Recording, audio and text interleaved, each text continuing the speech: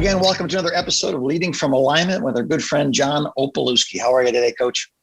Hey, Jim, I'm doing well. My day is better because we spent some time talking earlier this morning. Right on. Yeah, same here. Hey, today we're going to get right to the topic because we want to take as much time as possible because we're all going to go through seasons of pain. And if you are a follower in pain, it's very different than being a leader in pain. And so why don't you just take it away, John, introduce to us what we're talking about today. Sure. The title of Pod 141 is Leading Through Personal Pain. A while back, our teammate, Jaime Hlavin, who does writing and research for us, content production, wrote a powerful post on this subject. Jaime relayed some major health events that have been happening with her family. Yeah. And she detailed some of the challenges that have come along with that. And in the post, she says, I think everybody can relate to the old adage, when it rains, it pours. And her family is currently in the middle of a very rainy season. Yeah. And in the middle of that post, she posed this amazing question. She said this: have you ever stepped out onto your back porch in the middle of a rainstorm, and as the rain is pelting you, you see some sun peeking through the clouds and you see this little rainbow starting to develop? And she said this: in the midst of pummeling rain, we see little rainbows. And, when we as leaders go through that, and if you haven't gone through that as a leader, we're predicting with a lot of certainty that you will at some point. Yeah. What can you do? Because you still have a job to do, right? You still have a congregation to lead, a business to lead. So I thought, and Jaime, in this, it was so good. I wanted to take what she wrote and bring it to the podcast, Jim. She laid out 5 thoughts that I think will help us as leaders to lead while we're in the middle of a storm, or maybe a series of storms. So we're going to jump right into that, Jim. Here's the first one, and I love it. It's so practical. Here's the first thing she suggests, and it's ask for help. Yeah. Jim, leaders are experts at caring for others who are going through pain, but they stink at receiving care from others when they're in pain. Yeah. It's just, and I know that's true because I know that personally. Right. But here's the great thing. When we ask for help, the burden gets lighter. Galatians 6:2 says that we're to carry each other's burdens. And the Greek word there for burdens is bare, and it means and it really signifies a burden too heavy for one person to carry. Right. And Paul says that when we do that, when we bear each other's bares, these things that are just too heavy for one person, we fulfill the law of Christ. A burden shared is automatically 50% lighter. Right. And if someone, when you're going through a storm as a leader and someone offers to help you, humble yourself if you think they can help, and if they're a relatively safe person, Right. Sure. Take them up on that. Yeah. It's amazing, Jim, how often people do really genuinely want to help us. Yes. But we have a hard time receiving that. Give me some thoughts on this first one. What do you think about it? Yeah, well, I think, like you say, we're in the giving position almost 100% of the time, and suddenly we're faced with the reality is we need help. This is a burden beyond which we can bear. Right. And it isn't like they're going to say something and everything's going to be okay. But while we're running to the hospital, they can pick up our kids from school. Yeah. While we are going to visit the lawyer or the counselor or the whatever, they can bring over dinner that night. And what's funny is, I think of my needs as a burden to others, but sometimes that's not the case. As pastors, as leaders, we give and give and give. This is like that unique opportunity for someone to actually give back. And it's important. One of the values that converge is win-win relationships. That's correct. So I'm in need and you help me. It's not like I'm humiliated. I'm humbled by my circumstance, not by your kindness. Yeah. I'm blessed by your kindness. I'm humbled by my circumstances. And to allow you to say, hey, Laura and I are going to drop off a casserole tonight. And so you and Dina don't have to worry about dinner. oh, no, we're fine. We're okay. Or to say, hey, thanks, John. That means a lot. Well, you're blessed by being a blessing. Right. I'm blessed because I got a casserole. I don't have to cook or even think about it. Everybody's one. And I somehow in our minds, we feel like weakness, I don't know, somehow undermines our positional authority or something. We need to have all the answers and have everything in row, but that's not realistic. It's not a good example to set. Right. It's not true. It's unloving. It's unkind. It's unhumble. I guess is, prideful. Sure. Would be another way to say that. And I think, so no, I agree completely. And I think, Jim, it when we don't do this well, when we're always on the giving end and never allow ourselves to receive care from other people, I think in a way we are misrepresenting what the body of Christ should look like. Yes. Yeah. That somehow that's a great point. Somehow the leader is above the rank and file, and he doesn't or she doesn't ever need ministry, right? Or ever need prayer, or ever need somebody to hold their hand and tell them it's going to be okay. And I think when we do that well, I think that's a much more accurate picture of what the body of Christ is all about. So this is the first one. Ask for help. Yeah. Second, ask for help. We got to get rolling. Is find a safe person. And this kind of plays off this first one. Find a safe person to confide in. Not everybody is safe. Yeah. And I had to learn that the hard way as a young pastor. When you're in pain as a leader, try to find one or two safe people you can really pour your heart out to. And if you can't find them in the church you lead, give us a call. Reach out to us, and we'll be that safe ear. We'll be that listening ear for you. Here's what I know about extended pain. It can make you feel, and Jamie put it this way, and it really kind of captures how extended pain works on us. You can feel like a shaken pop can that hasn't been opened yet. Yeah. and if you don't find some sort of relief valve, chances are you're going to just explode, right? Yeah. Finding someone to help ease that pressure in your life really helps. And it can't always be your spouse. Right. I think some leaders utilize their spouse in sharing what's going on in their world. Yeah. And some overutilize their spouse. Yep. And they are sharing things with their spouse that would be better shared with a coach, a counselor, because your spouse is your spouse. He or she's your friend. Yeah. They're not a counselor. They're not a therapist. Right. And so find a safe person to confide in. That would be the second. Yeah. And Dina and I have noticed too, that if I get upset at somebody consistently and she has no interaction with them, eventually my upset becomes her upset. And then I'll resolve it, but she doesn't get that chance.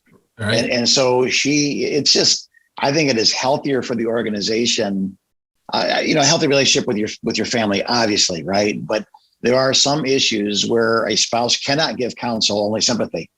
And we don't need sympathy. Sometimes we need answers. So that's where a seasoned person, a safe, and again, not someone who's just going to agree with you. We don't go onto social media and say, this person's so mean to me. That's because we don't want everybody's opinion. You want the right opinion from the right place, from the right perspective that will probably challenge you with you, as well as challenge you with what they're doing. That pain is bringing out a part of you that's yet to be crucified. That's important too in the process. Yes. So again, back to coaching. They don't tell you what you want to hear. Sometimes they tell you what you need to hear.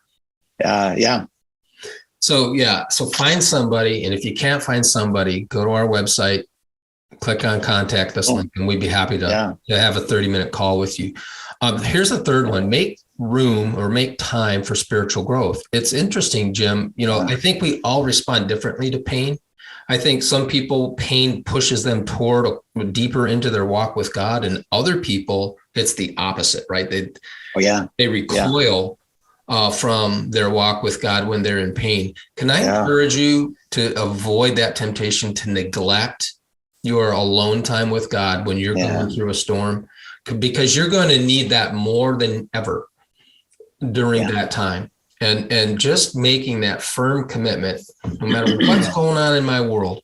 If life is beautiful and everything is rainbows I'm going to still prioritize my walk with God. When I'm in pain and I'm confused and and that maybe I'm angry, I feel anger or disappointment toward God because something didn't happen that I thought was going to happen. And somehow I'm laying blame on him for that I would draw away. Look, if you're leading and you're in pain, now let me just say this.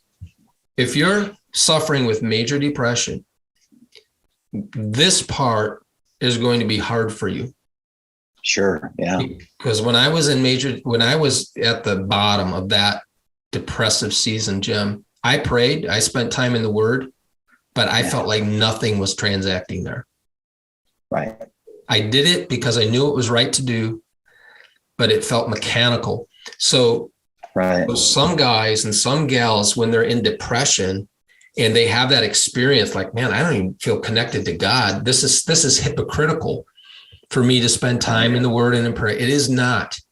It's not hypocritical. Right. Keep working on your relationship with God when you're in pain, because you're going to need that foundation. You're going to need what God can deliver to you in those moments to get through that. Right. Yeah. If you feel the absence of God's blessing, it's okay sometimes to put those feelings aside and say, what is it God has promised to bless? And what is it God has promised to never bless? Right. So God has promised to bless a humble and contrite heart. It's a promise. God has promised that if you'll draw near to me, I promise you I'll draw near to you. Now our feelings, I mean, Jesus on the cross, the Son of God says, my God, why have you forsaken me? Feelings are not always accurate. Feelings are not always, they're a good servant, but they're really terrible masters. Right. And again, if you're talking about a deep depression, there's a greater need than just, a half hour in prayer every day, right? There's pain tells us something's wrong, hopefully where it's located, so we can, again, hopefully do something about it. And if you're in that deep of pain, depression is the greatest of pains. It's what makes hell, by the way. It's not the fire. It's the absence of all hope that makes hell. I can get used to pain, any pain. I'm 56 years old. I'm used to a lot of pain now. It doesn't even bother me anymore. But after a million years, whatever hell is, the one thing that will never go away is the hopelessness. So it's the worst of pains. And if you need greater help than a half hour of prayer, I mean, again, call us. And if we can't help you, we'll send you to somebody who will, but get help. You don't have to suffer like this. There's no reason for it. That's right. Long term. So look, two more, Jim, real quick. If you're listening or watching today and you're in pain and you're a leader, here's the fourth thing we want you to consider, and that's to rest. Yeah. Even when the rainstorms are coming one after the other, and carve out space to downshift, to relax. Jim, we talk about rest. I think every other pod we're talking about, maybe every pod, it sneaks its way into our conversation. Look, the weight you bear or your family is bearing during stormy stretches will be tiring enough. Yeah. On its own. Don't add to it by neglecting adequate rest. Yes. So I don't know what else to say about that. But I think that's just an appeal to you, because this might be something you ignore or neglect because you think, I've got so much going on. I don't have time. I don't even have time to rest. Not good. And then here's the last one, Jim. Yeah. And Jamie put this is not John, this is Jamie. She said, fully experience the rain and the rainbow. Yeah. And she wrote this very poignantly. She said, our lives will often be equal parts good and bad. Yeah. And it's possible to, Jim, the way I think about it, it's possible to feel incredible joy and deep sadness right on top of each other. Yeah. Go to a funeral and we see this, and we see that, right? We see people one minute they're laughing, they're celebrating something great about that person's life. And the next moment they're sobbing, right? It's okay look, if you're in pain, it's okay to still stay in touch with the good stuff, even while the bad is happening. In fact, I think it's vital, right? Because yes, when we do that, it gives us hope that better days are ahead. What do you think about that? Can I share something? Please. Yeah, my wife and I were talking about this probably 2 years ago, and a phrase came out of my mouth that I've used consistently ever since. She was, she was asking the question, how do you do so many hard funerals? And I have an agreement with the local funeral home that if they have a pastor, don't call me. But if they don't have a pastor and it's especially tragic, it's suicide, overdose, car accident, children, burns, just, abuse, call me, because I don't want just somebody doing those funerals. They're going to have really legitimate questions. So my wife was saying, how have you been through all of those experiences and still maintain joy? And I said, well, I'm sad every day. And she said, you are. So every day, there's not a day of my life that I'm not sad, but I'm never unhappy. And she said, explain that to me. Is that a man thing, or is that because I don't think women can do that. I said, well, there is always in the back of my mind the realities of the world. I'm not on Miami Beach. I'm on Omaha Beach. I understand there's casualties. I understand the devil gets his way sometimes. I understand the power of the free will of man and how destructive that can be. I understand that. But I also understand that I'm being honored to be in this fight. I also understand that I'm happily married. My children are healthy. I have grass to mow and a pool to clean and burritos to eat. I can embrace both simultaneously, but I occasionally, if my box gets overfull, my sadness box, I have to go spend some time with it. I have to mourn it. I have to go kick a dog or, punch a tree or, have an honest prayer to God, that tells him how I'm really feeling, not just like David did. Some of those Psalms are really, this doesn't make any sense. Where are you? My enemies are prospering. This is awful, but I'll trust in you. And I think that's an important prayer for all of us sometimes. But then when I'm done praying that prayer, I come back and I mow my grass and eat my burrito and I kiss my wife. And so I think it is okay. But if your box is so full of sadness, you need to talk to somebody about that. You got to empty that box. You can't put a lid on it if it's overflowing. And you need to get the surface tension removed, because you have to equally experience the rainbows and equally experience the rain, or you're not emotionally healthy. We will leave this earth. Can I just say this too? We're going to leave this earth, but no matter how great your faith is, you will leave this earth with unanswered questions and unresolved pain. Correct. And how do I know that? Because Revelations 21 verse 4 says he'll wipe every tear from our eyes. Right. That means we're still crying when we leave.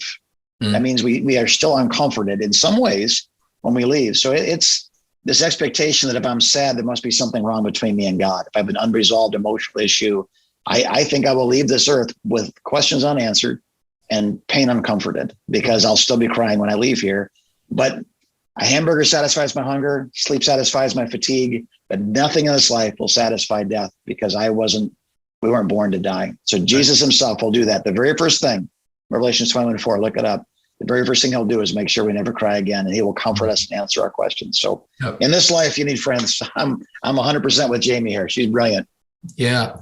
So if you're listening or watching it today, and you're leading something, some organization, some sort, or a team, a family even, and at the same time dealing with significant personal pain, can we just say this, that we're sorry you're going through that? We really are. Yeah. But let us encourage you. You can still lead while you're hurting. Yeah. And now we already talked about this, the major depression disclaimer. If you're having major illness or major depression, you're going to lead at a level that's much slower, much less full-orbed than you would if you were healthy that way. So please understand what I'm saying. But, there's a lot of sources. There are a lot of sources of pain in our life. And so sometimes I think it's tempting as a leader when we're in pain to think, I can't lead while I'm going through this pain in my life, because somehow or another, either it tells me something about God that I'm having dissonance over, or I've got to have this resolved before I can be used by the Lord. Look, if there are certain scenarios, right, Jim, where you do need to step away. I would say if you're dealing with major depression, you're going to need some time to get better. Yes. If you're really, truly burnt out, you're probably going to need some time away to recover. If your marriage is in trouble, serious trouble, you probably are going to need to step away for a while. First things first. So we're not talking about those kinds of things. I'm just talking about the normal garden variety pieces of pain that come our way. Look, Jamie's husband is superintendent of the Michigan district for the Assemblies of God, right? Or the network, Michigan network. And it's his mom and dad who are going through a really tough time right now. He's still leading, so he's dealing with this personal pain, this concern, and he's leading at the same time. So it's possible, right, to do it. But these 5 things that we mentioned, I think, are part of the help that you and I need, Jim, to actually navigate this and still lead in an adequate fashion. So that's really where I'd like to kind of wrap it up today. Yeah. Good leaders go through bad times, right? David, Moses, Jeremiah, Jesus, Paul says I despaired of life. Not that I want to die, I just don't want to live like this anymore. I mean, these are common human things. And Jesus, blessed are those who mourn. They'll be comforted, So he's with us, whether we feel it in this moment or not. So God bless you. Leaders, it is not an easy thing to do, whether you're leading a family, leading a business, leading a congregation, leading a ministry inside of a congregation. Leadership, we always want to be at our best, but our people need to see us navigate every water, not just calm waters, not just still waters. So you are teaching, you are leading. So lead well. How would you counsel somebody else going through what you're going through? Take your own counsel and live that out. And don't give us 14 reasons why it doesn't apply to you. It applies to all of us. And if it applied to Jesus and Paul and Moses, it applies to you. So take your time, get well, lead from a position of wholeness, and wholeness has rain and wholeness has rainbows. So thanks, Jamie, for these words of encouragement that we've been able to share today. And thank you, our listeners and watchers, for being a part of this. You're the reason that we don't just do this. You're the reason we enjoy doing this. We imagine that on the other end of this, people who have a need are now being helped. And if you'd like to continue this conversation, go to convergecoach.com, press on the connect link, and we'll spend a half hour sometime in the near future just to listen, just to hear where you're at and see how we might be able to help. And God bless you all, regardless of your circumstances, as you continue to lead from alignment.